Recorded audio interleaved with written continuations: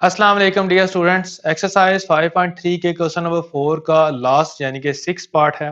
ये बिल्कुल उसी तरह ही सॉल्व होगा जिस तरह हमने प्रीवियस लेक्चर में इसका प्रीवियस पार्ट किया था, यानी कि 5वां पार्ट। इसमें हमने प्रूव करना है b माइनस ए का whole complement equals to b complement union A. तो सबसे पहले यूनिवर्सल सेट को शेड किया था हमने। यहाँ पर यूनिवर्सल के लिए तमाम का तमाम सेट शेड हो गया था, पूरी की पूरी रेक्टेंगल। ए के लिए जस्ट हमने ए कंप्लीट को शेड किया था और बी के लिए कंप्लीट बी को शेड किया था। ये तीनों सेट्स क्योंकि हमें गिवन थे तो ये फर्स्ट पार्ट से हम करते हुए आ रहे हैं। अब हमने बी माइनस ए मालूम करना है, तो इट मीन्स दैट हम अगेन उसी तरह जिस तरह की ये फिगर बनाई थी इसी तरह की फिगर बनाएंगे और उसमें देखेंगे कि शेड हमने क्या चीज करनी है। तो ए, ये बी, यू के बाकी एलिमेंट से 6 और 10, और ए और बी का जो कॉमन पोर्शन था वो 3 और 5 था, और बाकी एलिमेंट्स जो थे ए के 3 और 5 के अलावा 179 थे, और बी के बाकी एलिमेंट्स 3 और 5 के अलावा 2, 4 और 8 थे। अब बी के एलिमेंट्स शेड हम करेंगे बी के एलिमेंट्स को, लेकिन उनको नहीं करेंगे जो ए का हिस्सा होंगे, यानी कि बी में से हमने ए को निकाल देना है। तो शेडिंग इस पोर्शन की होगी, क्योंकि बी का वो हिस्सा निकल जाएगा जो ए के साथ कॉमन है। यानी कि जब भी हम दो सेट्स का डिफरेंस लेते हैं तो एलिमेंट्स पहले सेट के आते हैं, लेकिन जो दूसरा सेट होता है वो अपने एलिमेंट्स को इस सेट से निकाल लेता है। तो क्योंकि 3, 5 जो पोर्शन था बी का वो कॉमन था ए के साथ, तो सिर्फ बी के वो एलिमेंट्स आए जो ए का हिस्सा नहीं थे। तो बी माइनस ए हमने फाइंड आउट कर लिया, लेकिन लेफ्ट हैंड साइड में बी माइनस ए का कॉम्प्लीमेंट है, तो हम कॉम्प्लीमेंट के लिए बी माइनस ए का ये जो पोर्शन हाईलाइट हुआ है इसका रिवर्स लेंगे, इसका इनवर्स लेंगे।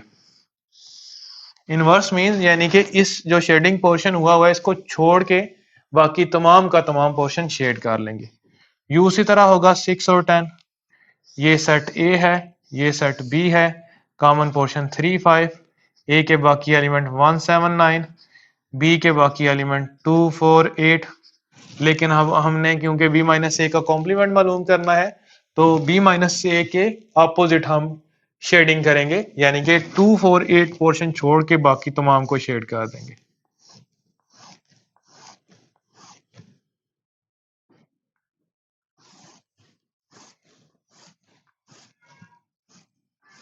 टू फोर एट को शेड नहीं करेंगे, बाकी तमाम को शेड करेंगे हम।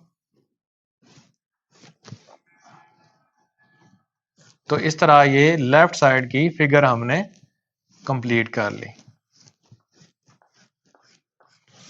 इसको हम फिगर 1 का नाम देते हैं। इसी तरह राइट हैंड साइड के लिए सबसे पहले हम बी कॉम्प्लीमेंट ड्रॉ करते हैं। बी कॉम्प्लीमेंट के लिए ये सेट बी है जिसमें सेट बी को हमने शेड किया हुआ है, तो बी कॉम्प्लीमेंट इसका ऑपोजिट सेट होगा, यानी कि जिसको पहले हमने शेड किया हुआ है उसको छोड़ के बाकी तमाम को शेड करेंगे। ये सेट यू, इसमें बाकी एलिमेंट 6, 10 और ए बी का कॉमन पोर्शन 3, 5। ये सेट ए, ये सेट बी, ये 1, 7, 9 और ये बी का 2, 4, 8। तो देखें बी कॉम्प्लीमेंट हमने लेना है, तो बी में ये वाला जो सर्कल था इसको हमने शेड किया था, तो बी कॉम्प्लीमेंट में इसके अलावा बी को छोड़ के बाकी तमाम पोर्शन आ जाएगा।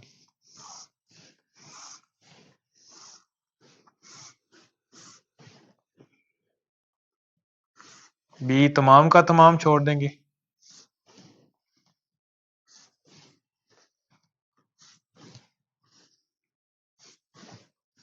तो इससे हमें यह भी समझने की मौका मिलता है इसमें आसानी से कि जो सेट होते हैं कॉम्प्लीमेंट वो एक दूसरे के अपोजिट सेट होते हैं, और अगर इन दोनों सेट्स को मिला दिया जाए यानी कि इसकी बी कॉम्प्लीमेंट की और बी का अगर हम यूनियन ले लें तो वो यूनिवर्सल सेट कंप्लीट इस तरह की ये शेडिंग हो जाएगी। अब ये बी कंप्लीमेंट हमने फाइंड आउट कर लिया। अब बी कंप्लीमेंट का यूनियन लेंगे ए के साथ। ये बी कंप्लीमेंट है और ये सेट ए है। तो यूनियन के लिए उस पोर्शन को हम शेड करेंगे जो इसमें शेड हुआ है या उसमें शेड हुआ है या दोनों में शेड हुआ है। देखें यू के बाहर वाला पोर्शन इसमें तो शेड नहीं हुआ लेकिन इसमें शेड हुआ है। तो इसका मतलब है इसका और इसका जब यूनियन लेंगे तो बाहर वाला पोर्शन शामिल होगा जो ए और बी के बाहर वाला है। 179 यहाँ पर शेड हुआ है और यहाँ पर भी हुआ है, तो 179 तो आ जाएगा क्योंकि किसी एक का होना जरूरी था। 35 भी आ जाएगा क्योंकि 35 यहाँ पर शेड हुआ है, यहाँ पर नहीं भी है तो भी क्योंकि किसी एक में होना जरूरी है, तो 35 भी हमारी शेडिंग का हिस्सा आ जाएगा, बन जाएगा ये हिस्सा। 248 यहाँ पर शेड नहीं हुआ और यहाँ पर भी शेड नहीं हुआ। तो यूनियन में शामिल होने के लिए इन दोनों सेट्स में से किसी एक सेट में इसका शेड होना जरूरी था। सो हम 248 को शेड नहीं करेंगे जब इन दोनों सेट्स का यूनियन लेंगे। तो ए यूनियन बी कंप्लीमेंट के लिए सबसे पहले हम फिगर ड्रॉ कर लेते हैं। ये सेट ए, ये सेट बी, ये सेट यू, इसके बाहर वाले एलिमेंट्स हैं 6, 10, ये कॉमन पोर्शन है ए और बी का 3, 5, ये ए, ये बी, ये बाकी एलिमेंट्स ए के 179, बी की बाकी एलिमेंट 2, 4, 8।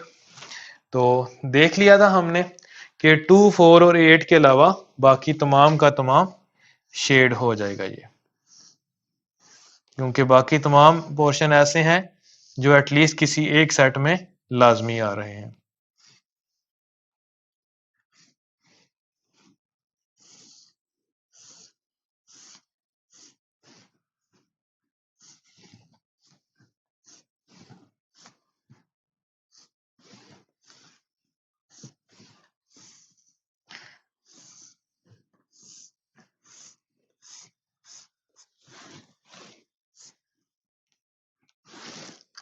तो इसको हम फिगर 2 का नाम देंगे। देखें फिगर 1 में और फिगर 2 में बिल्कुल सेम फिगर बनी है। इसमें भी 248 शेड नहीं हुआ था, यहाँ पर भी 248 शेड नहीं हुआ था। तो यहाँ पर हम लिखेंगे फ्रॉम फिगर 1 एंड 2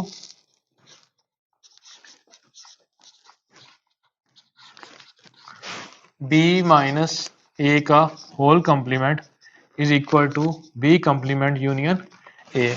तो इस तरह इस क्वेश्चन में हमने जितने भी पार्ट्स थे उनको वेन डायग्राम की मदद से इक्वल प्रूव कर दिया, उनकी दोनों साइड्स को। इन जनरल हमारे पास ये होता है हायर क्लासेस में कि एलिमेंट्स गिवन नहीं होते। जिस तरह यहाँ पर यूनिवर्सल सेट सेट ए और सेट बी गिवन है या एक और सेट सी आ जाता है, तो उनके एलिमेंट्स गिवन नहीं होते। हमें जस्ट ये बता दिया जाता है कि जिस तरह ये वाला केस है अगर, तो इसमें ये लिखा हुआ आ जाता है कि set A and set B are overlapping, यानी कि उनके कुछ एलिमेंट्स एक दूसरे में कॉमन हैं। या अगर इस तरह भी आ सकता था ए सबसेट ऑफ बी, अगर ए सबसेट ऑफ बी आता तो फिर ए बी के अंदर आता, यानी कि ए के सारे एलिमेंट सेट बी में होते। तो इस तरह अगर वो क्वेश्चन आ जाए तो उनको भी आपने इसी कंसेप्ट से, अगर ये अच्छे तरीके से आप समझते हैं तो उनको भी आप इजीली सॉल्व कर सकते हैं।